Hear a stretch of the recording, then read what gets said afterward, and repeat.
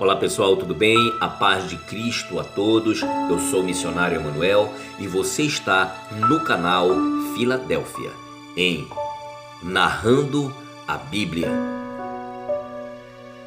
Evangelho de Jesus Cristo segundo escreveu o evangelista Mateus, capítulo 12.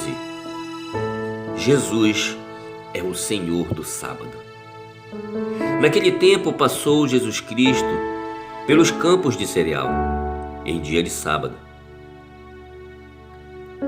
Seus discípulos estavam com fome e começaram a colher espigas e a comer. Quando os fariseus viram isso, disseram-lhe: Olha, os teus discípulos fazem o que não é permitido fazer no sábado. Jesus, porém, lhes disse: Não lestes o que fez Davi quando teve fome? Ele e aqueles que estavam com ele?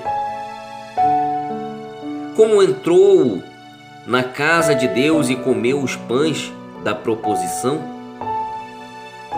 que não lhe era permitido comer, nem os que estavam com ele, mas só os sacerdotes? Ou não lestes na lei que no sábado os sacerdotes no templo violavam o dia e ficavam sem culpa? Eu vos digo que está aqui quem é maior do que o templo. Se, porém, vos soubesses o que significa misericórdia, não sacrifícios, não condenareis os inocentes, pois o Filho do Homem é o Senhor do sábado. A cura do homem da mão atrofiada. Ao partir dali, entrou na sinagoga deles, e estava ali um homem que tinha uma das mãos atrofiadas. Eles, para o acusarem, o interrogaram: É permitido curar no sábado? Jesus lhe respondeu: Qual de vós será o homem que, tendo uma ovelha, e no sábado essa mesma ovelha caía em uma cova, não vai pegá-la e tirá-la de lá? Quanto mais vale um homem do que uma ovelha? Logo é permitido fazer o bem nos sábados. Então disse àquele homem: Estende a tua mão. Ele a estendeu e ela ficou sã como outra. Os fariseus saíram e conspiraram contra ele para o matá-lo.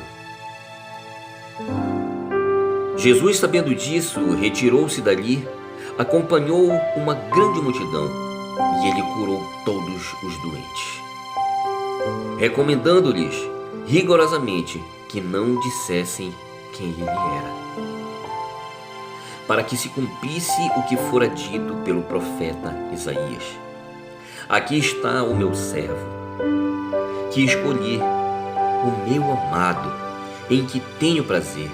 Porei sobre ele o meu espírito, e ele anunciará aos gentios.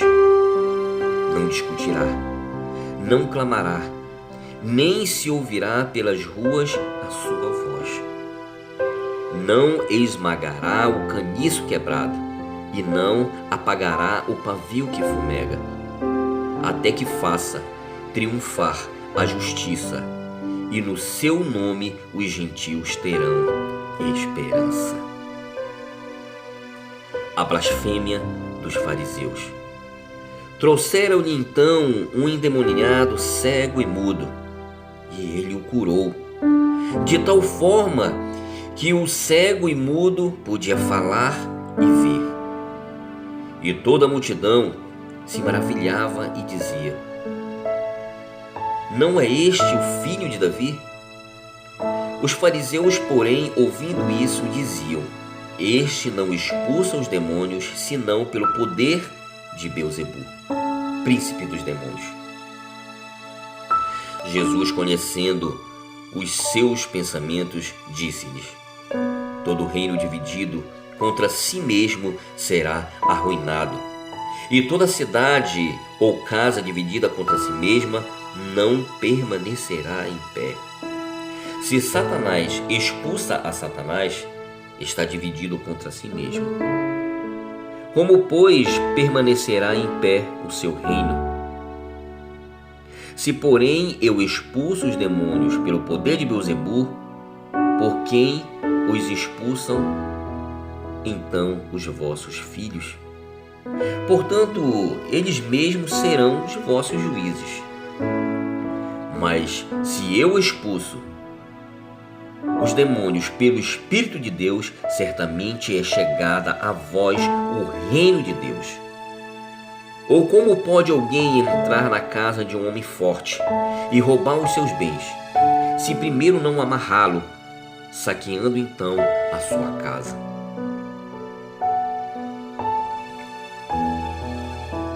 Quem não é por mim, é contra mim. E quem comigo não ajunta, espalha.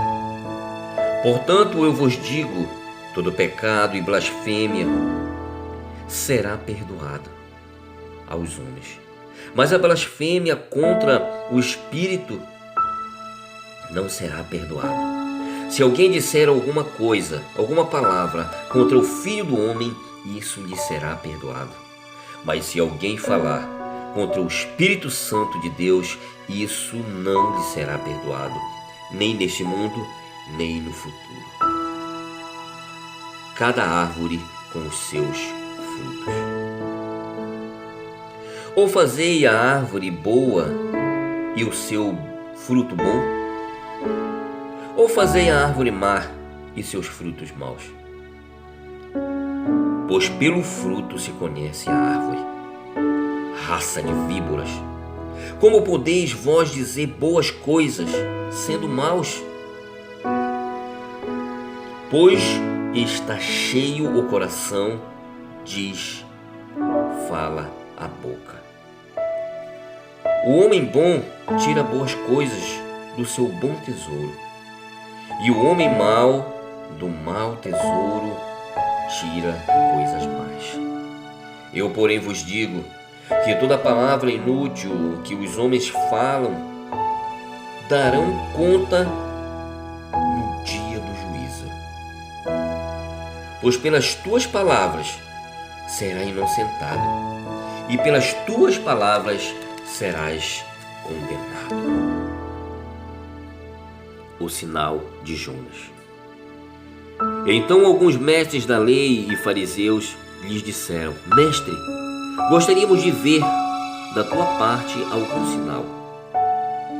Mas Jesus lhes respondeu: Uma geração má e adúltera pede um sinal, mas não será dado outro sinal, senão o do profeta Jonas.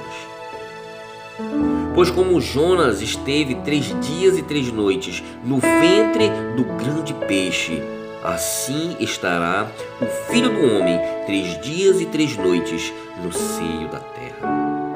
Os ninivitas ressurgiram no juízo como uma geração que a condenação, pois se arrependeram com a pregação de Jonas.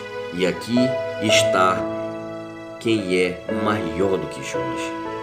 A rainha do sul se levantará no dia do juízo com esta geração e a condenará. Pois veio dos confins da terra para ouvir a sabedoria de Salomão, e aqui está quem é maior do que Salomão. Quando o espírito imundo sai do homem, anda por lugares estéreis, buscando repouso, mas não encontra. Então diz: Voltarei para minha casa de onde saí. E voltando acha desocupada, varrida e em ordem. Então vai e leva consigo outros 7 piores espíritos do que ele. Entrando, habitam ali, e são os últimos atos desse homem, piores do que os primeiros. assim acontecerá também a esta geração má. A família de Jesus Cristo. Falava ele ainda à multidão quando sua mãe e seus irmãos estavam do lado de fora, querendo falar com ele. Disse-lhe alguém: tua mãe e teus irmãos estão lá fora e querem falar contigo. Ele, porém, respondeu ao que lhe dera o aviso: quem é minha mãe? E quem são meus irmãos? E estendendo a mão para os discípulos, disse: aqui está minha mãe e os meus irmãos.